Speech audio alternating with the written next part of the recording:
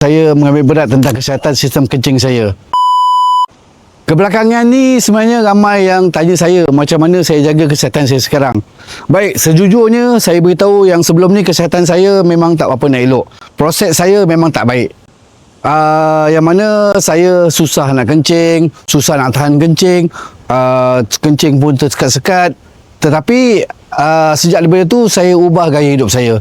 Saya tidur yang cukup, minum air yang secukupnya juga, dan juga saya mengambil berat tentang kesihatan sistem kencing saya. Dan tahu tak kenapa? Sebab saya gunakan Betadine Advance yang melancarkan urin kencing saya, mengurangkan ketidakselesaan saya dan menambah keyakinan saya.